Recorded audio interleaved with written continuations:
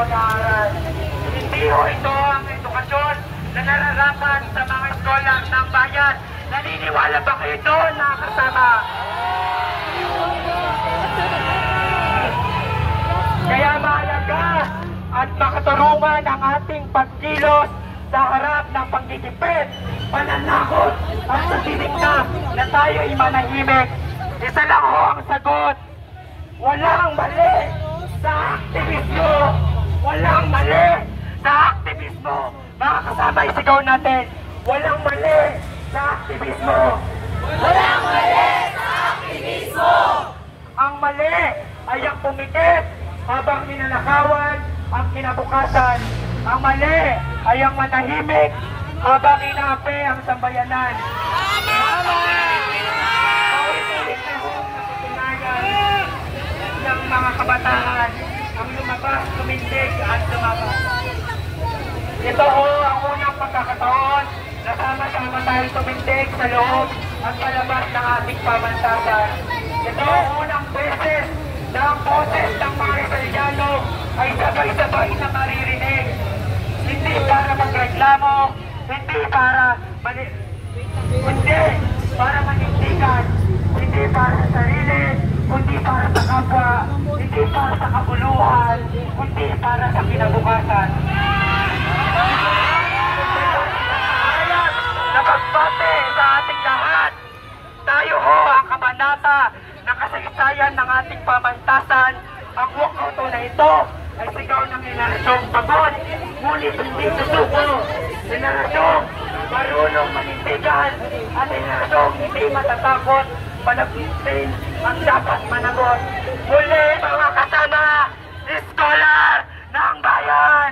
Ngayon ay lumalaban! Ngayon ay lumalaban! Scholar ng bayan! Defend! Defend!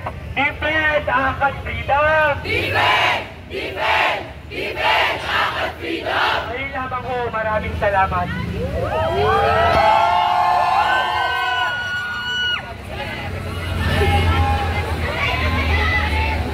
Tangina mo, Marco!